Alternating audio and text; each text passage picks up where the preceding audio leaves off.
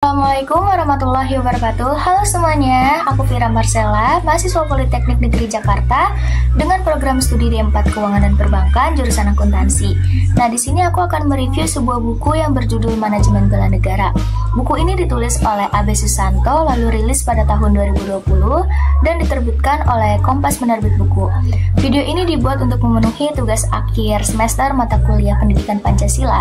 Nah, sebelumnya aku ingin mengucapkan terima kasih banyak dan mohon maaf kepada Pak Yusuf selaku dosen pengampu mata kuliah Pendidikan Pancasila yang telah mengajar kelas kami, yaitu kelas BKT 2A selama 1 semester ini. Nah, kalian bisa lihat di sini, jadi bukunya ini berwarna merah guys. Nah, buku ini berjumlah 248 halaman. Oke, jadi langsung aja nih ke isinya. Nah, buku ini membahas tentang konsep bela negara yang sedang digalakkan di Indonesia dalam beberapa tahun terakhir.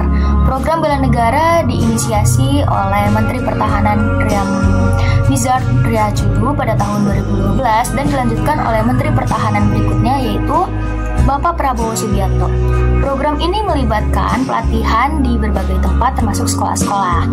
Nah, bela negara ini didefinisikan sebagai sikap dan perilaku warga negara yang dijiwai oleh kecintaan kepada negara kesatuan Republik Indonesia berdasarkan Pancasila dan Undang-Undang Dasar tahun 1945. Konsep ini diatur dalam undang-undang dan bertujuan untuk mempertahankan eksistensi negara.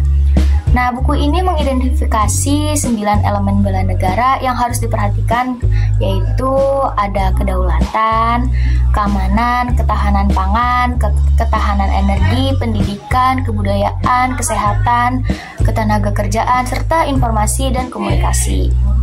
Nah, penulis membahas sejarah bela negara, termasuk peran kota Bukit Tinggi sebagai ibu kota darurat Indonesia selama perjuangan kemerdekaan.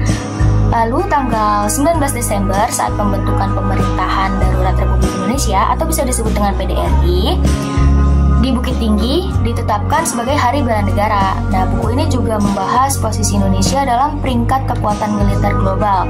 Menurut Global Firepower tahun 2019, Indonesia ini berada di peringkat ke-16 dari 137 negara dan memiliki kekuatan militer terbesar di Asia Tenggara. Wow, hebat banget kan Indonesia guys. Penulis juga membahas pentingnya ketahanan pangan dan kesehatan dalam konteks bela negara. Jadi beliau ini menyoroti masalah-masalah kesehatan di Indonesia, termasuk tingginya angka tuberkulosis atau TBC, penyakit itu, dan peningkatan gangguan mental. Bisa kita lihat dari media sosial banyak sekali remaja-remaja yang bunuh diri karena gangguan mental. Guys, itu gak boleh dianggap remeh untuk masalah mental ini. Nah, buku ini juga menekankan pentingnya peran dunia bisnis dalam bela negara, termasuk penciptaan lapangan kerja, pembayaran pajak, dan peningkatan keterampilan karyawan. Nah, penulis mendefinisikan bangsa besar sebagai bangsa yang peduli dengan kelestarian lingkungan. Jadi beliau membahas berbagai masalah lingkungan yang dihadapi di Indonesia, termasuk produksi sampah yang sangat tinggi. Jadi banyak banget warga negara Indonesia yang masih banyak yang buang sampah sembarangan, dan buang sampahnya juga belum dipilah-pilah. Itu emang harus diingat lagi guys. Juga buku ini membahas kondisi ekonomi Indonesia, termasuk penurunan rasio Gini yang menunjukkan berkurangnya ketimpangan ekonomi. Namun penulis menekankan bahwa upaya mengatasi ketimpangan harus terus dilakukan. Penulis juga membahas landasan dan prioritas politik luar negeri Indonesia, termasuk diplomasi, ekonomi, perlindungan warga negara, kedaulatan nasional, kepemimpinan regional dan global, serta infrastruktur diplomasi. Lalu buku ini juga menjelaskan konsep masyarakat multikultural sebagai masyarakat yang memiliki banyak budaya dan hidup di sebuah kawasan.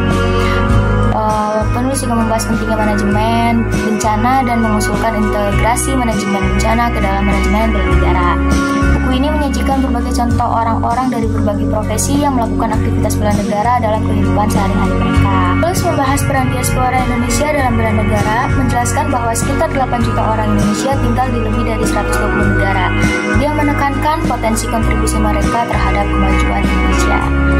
Dan buku ini ditutup dengan ajakan kepada semua warga negara untuk menghidupkan semangat bela negara dalam kehidupan sehari-hari. Penulis juga memberikan contoh-contoh konkret bagaimana berbagai profesi dapat berkontribusi pada bela negara, seperti pengusaha yang menjalankan bisnis dengan etika, guru yang menginspirasi cinta tanah air, dan tenaga kesehatan yang berdedikasi untuk kesehatan masyarakat.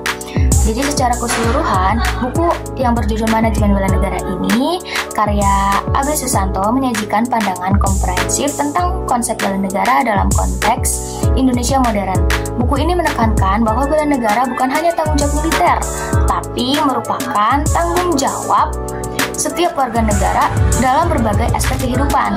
Penulis mengajak pembaca untuk memahami dan menerapkan semangat bela negara dalam kehidupan sehari-hari demi kemajuan dan kesejahteraan bangsa Indonesia.